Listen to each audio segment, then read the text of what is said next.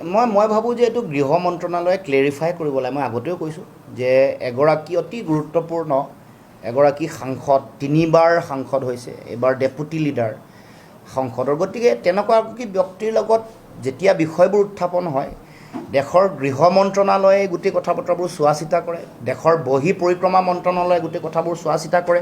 গতিকে ইমান কথাবোৰ আলোচনা হৈ থকাতকৈ মই ভাবোঁ যে ছিৰিয়াছ কিবা কথা থাকিলে, এলিগেশ্যন থাকিলে, এইটো গৃহ মন্ত্ৰণালয়ৰ ফালৰ পৰা অসমৰ মুখ্যমন্ত্ৰীও কথাটো তেওঁলোকক জনাব লাগে আৰু তেওঁলোকেও এই কথাটো স্পষ্ট কৰিব লাগে। এইটোক লৈ টনাজোৰা কৰি থাকিব নালাগে। এইটো ৰাজনৈতিক পাশা খেল নহয়। দেশৰ নিৰাপত্তাৰ কথা যেতিয়া থাকিব, দেশৰ সাৰ্বভৌমত্ব, দেশৰ আভ্যন্তৰীণ নিৰাপত্তাৰ প্ৰশ্ন জড়িত হৈ থকা কিবা কথা যদি কেতিয়াবা আছে, তেতিয়াহ'লে নিশ্চিতভাৱে দেশৰ গৃহ মন্ত্ৰণালয়, বহি পৰিক্ৰমা মন্ত্ৰণালয় এই সম্পৰ্কত তেওঁলোকৰ স্পষ্ট দৃষ্টিভংগী, তেওঁলোকৰ এই বিষয়ত তেওঁলোকৰ প্ৰয়োজনীয় দায়িত্ব পালন কৰিব লাগে। সেই কথা মই বাৰে বাৰে আহ্বান জনাই আহিছোঁ। তেখেতৰ পত্নী আৰু পুত্ৰ কন্যাও আপোনাৰ বিদেশী পাছপোৰ্ট লৈ আছে, ভাৰতীয় নাগৰিক নহয় আজিৰ তাৰিখত। সকলো কথাৰে গৃহ মন্ত্ৰণালয় আৰু বৈদেশিক পৰিক্ৰমা মন্ত্ৰণালয়ৰ ওচৰতে গোটেই কথাটোৰ উত্তৰ আছে। গতিকে মই আহ্বান জনাইছোঁ।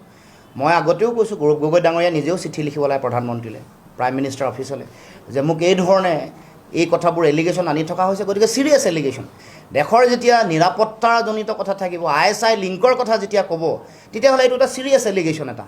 গতিকে সেই এলিগেশ্যনটো কোনে ক্লেৰিফাই কৰিব? কিন্তু আজিলৈকে গৃহ মন্ত্ৰণালয়ৰ মুখৰ পৰা মই একো দেখা নাই। কাৰণ এই কথাটো বাৰে বাৰে কৈ থাকিলে এনেকুৱা হয় যেন দেশৰ ইণ্টেলিজেঞ্চক আমি সন্দেহ কৰিছোঁ। দেশৰ ইণ্টেলিজেঞ্চ মানে NIA আছে, দেশৰ আছে, IB আছে, চেণ্ট্ৰেল SB আছে, তেওঁলোকক আমি সন্দেহ কৰিছোঁ নেকি? নাই কৰা।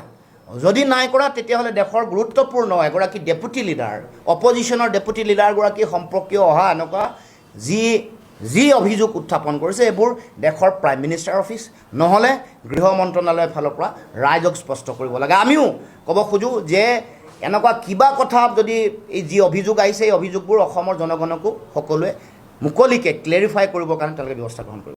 মই ভাবোঁ যে এইটো গৃহ মন্ত্ৰণালয়ে ক্লেৰিফাই কৰিব লাগে। মই আগতেও কৈছোঁ যে এগৰাকী অতি গুৰুত্বপূৰ্ণ এগৰাকী সাংসদ, 3বাৰ সাংসদ হৈছে, এইবাৰ ডেপুটি লিডাৰ সংসদৰ। গতিকে তেনেকুৱা কি ব্যক্তিৰ লগত যেতিয়া বিষয়বোৰ উত্থাপন হয়, দেশৰ গৃহ মন্ত্ৰণালয়ে গোটেই কথা বতৰাবোৰ চোৱা চিতা কৰে, দেশৰ বহি পৰিক্ৰমা মন্ত্ৰণালয়ে গোটেই কথাবোৰ চোৱা চিতা কৰে।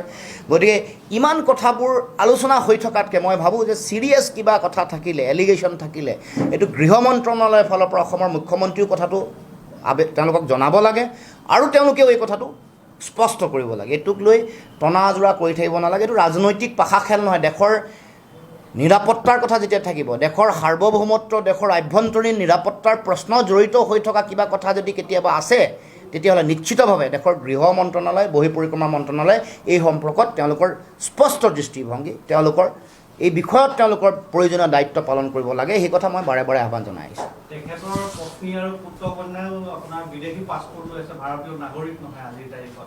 সকলো কথাৰে গৃহ মন্ত্ৰণালয় আৰু বৈদেশিক পৰিক্ৰমা মন্ত্ৰণালয়ৰ ওচৰতে গোটেই কথাটোৰ উত্তৰ আছে। গতিকে মই আহ্বান জনাইছোঁ। মই আগতেও কৈছোঁ, গৌৰৱ গগৈ ডাঙৰীয়া নিজেও চিঠি লিখিব লাগে প্ৰধানমন্ত্ৰীলৈ, প্ৰাইম মিনিষ্টাৰ অফিচলৈ, যে মোক এই ধৰণে এই কথাবোৰ এলিগেশ্যন আনি থকা হৈছে। গতিকে ছিৰিয়াছ এলিগেশ্যন। দেশৰ যেতিয়া নিৰাপত্তাজনিত কথা থাকিব, ISI লিংকৰ কথা যেতিয়া ক'ব, তেতিয়াহ'লে এইটো এটা ছিৰিয়াছ এলিগেশ্যন এটা। গতিকে সেই এলিগেশ্যনটো কোনে ক্লেৰিফাই কৰিব? কিন্তু আজিলৈকে গৃহ মন্ত্ৰণালয়ৰ মুখৰ পৰা মই একো দেখা নাই। কাৰণ এই কথাটো বাৰে বাৰে কৈ থাকিলে এনেকুৱা হয় যেন দেশৰ ইণ্টেলিজেঞ্চক আমি সন্দেহ কৰিছোঁ। দেশৰ ইণ্টেলিজেঞ্চ মানে NIA আছে, দেশৰ আছে, IB আছে, চেণ্ট্ৰেল SB আছে, তেওঁলোকক আমি সন্দেহ কৰিছোঁ নেকি? নাই কৰা।